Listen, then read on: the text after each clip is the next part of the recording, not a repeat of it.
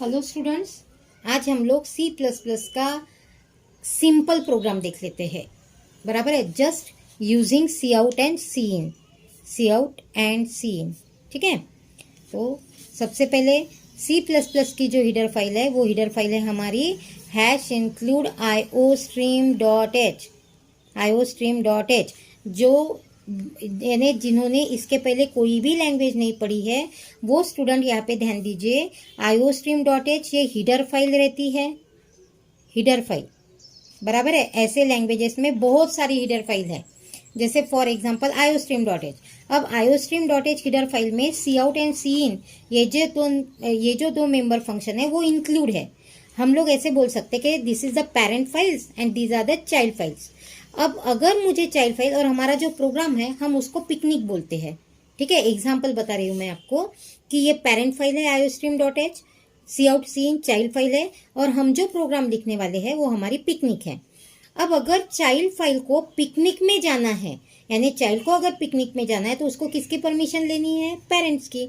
तो उसी टाइप से अगर आपको आपके प्रोग्राम में cout and cin use करना है तो उसके लिए आपको iostream.h हीडर फाइल इंक्लूड करना जरूरी है, यानी मस्ट है आप लोगों को आपके प्रोग्राम में इसको इंक्लूड करना।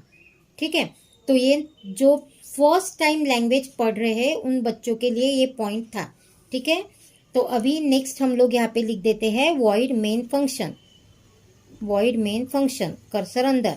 अब अगर आप कोई बुक रेफर करते हो तो वहाँ पे आपको एक और हीडर फाइल यानी मेंशन रहती है #include conio.h। ये आप लोगों ने ली तो भी चलता है, नहीं ली तो भी चलता है। ये कंपलसरी हीडर फाइल नहीं है। कंपलसरी हीडर फाइल आप लोगों को iostream.h चाहिए। ठीक है। जो हीडर फाइल्स होती है उसका एक्सटेंशन .h रहता है, h यानी हीडर फाइल। ठीक है। अब हम लोगों को क्या करना है, सिंपल प्रोग्राम हम देख लेते हैं कि write a program to enter 2 numbers and print it sum, print it sum. ठीक है। Print it sum. अब मुझे क्या करना है, 2 नंबर एंटर करने हैं और उसकी सम फाइंड आउट करनी है। 2 नंबर एंटर करने हैं इसलिए मैं 2 वेरिएबल लूंगी, और उसकी सम प्रिंट करनी है इसलिए मैं उसके लिए 3rd वेरिएबल लूंगी, यानी तीसरा वेरिएबल लूंगी। अब वेरिएबल के नाम आप कुछ भी ले सकते हो, तो मैं वेरिएबल के नाम ले लेती हूँ A और B, और मुझे उसकी सम प्रिंट करनी है तो मैंने 3rd वेरिएबल ले लिया सम। ठीक है। अब हम लोगों को क्या करना है कि हम लोगों को इसका डेटा टाइप मेंशन करना पड़ता है। जिन लोगों ने इसके पहले कोई भी लैंग्वेज नहीं पढ़ी है वो लोग मेरे यूट्यूब चैनल पे जाके सी लैंग्वेज के जो वीडियोस है मेरे उसको देख लीजिए, data types in C language. तो उसमें आपको पता चल जाएगा कि कौन सा डेटा टाइप्स हम लोग कब यूज़ कर सकते हैं। ठीक है। तो अभी हम लोग ए और बी को मेंशन करने वाले हैं इंटीजर डेटा टाइप। तो इंटीजर डेटा टाइप के लिए, यानी इंटीजर डेटा टाइप क्यों ले रहे हैं हम लोग, क्योंकि हम लोग होल नंबर एंटर करने वाले हैं। यानी होल यानी पूरा नंबर, यानी जस्ट दैट मीन्स 10, 20, 17, 2, 6, 19, यानी पॉइंटेड नंबर उसमें इंक्लूड नहीं होने वाले हैं, यानी डेसिमल नंबर। ठीक है। तो इसलिए मैं 2 वेरिएबल डिक्लेयर करती हूँ यहाँ पे A एंड B। ठीक है। अब अगर मेरे 2 नंबर इंटीजर टाइप है तो उसकी एडिशन भी आपको सम इंटीजर टाइप में मिलने वाली है, तो इसलिए मैं यहाँ पे सम भी इंटीजर ही ले लेती हूँ। ठीक है। 3 वेरिएबल मैंने डिक्लेयर कर लिए हैं यहाँ पे। फिर यहाँ पे आपको यूज करना है CLR SCR फंक्शन, सेमीकोलन। अब हम लोगों को यानी ध्यान रखना है आप लोगों को केयरफुली कि हर एक स्टेटमेंट के बाद आपको सेमीकोलन लिखना जरूरी है, क्योंकि वो टर्मिनेशन होता है स्टेटमेंट का लैंग्वेज में। ठीक है। तो यहाँ पे इसका लॉन्ग फॉर्म है clear the screen, clear the screen, यानी आउटपुट स्क्रीन आपकी क्लियर हो जाएगी इससे। ठीक है। फिर उसके बाद हम लोग एक स्टेटमेंट लिखते हैं सी आउट, और यहाँ पे मैसेज दे देते हैं एंटर 2 नंबर्स। बराबर है। Enter 2 numbers. तो ऐसा मैसेज आने के बाद हम लोग क्या करेंगे, एंटर कर देंगे 2 नंबर 4, 5, 10, 20 जो भी है। तो वो नंबर हम लोगों को कहाँ पे सेव करने हैं, A और B में। तो यहाँ पे आपको A और B ले लेना है।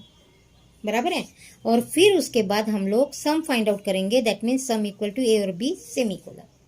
हर एक स्टेटमेंट के बाद मैं सेमीकोलन दे रही हूँ। बराबर है। फिर उसको हम लोग प्रिंट कर देंगे सी आउट सम इक्वल टू और ऑपरेटर देके सम, और यहाँ पे आपको चाहिए एंड, यानी एंड ऑफ लाइन, और यहाँ पे हम लोग यूज करेंगे गेट CH और प्रोग्राम हमारा यहाँ पे कंप्लीट हो जाएगा। ठीक है, अब हम लोग इसका एग्जीक्यूशन देख लेते हैं। ये हमारी आउटपुट स्क्रीन है जो आप लोगों को डिस्प्ले होने वाली है, और ये आपका रैम है। रैम हम लोगों को डिस्प्ले नहीं होता, यानी प्रोसेसर में जो वर्किंग होती है मैं आपको यहाँ पे बताने वाली हूँ। ठीक है, अब हमारे प्रोग्राम का जो एग्जीक्यूशन है वो वॉइड मेन से स्टार्ट होता है।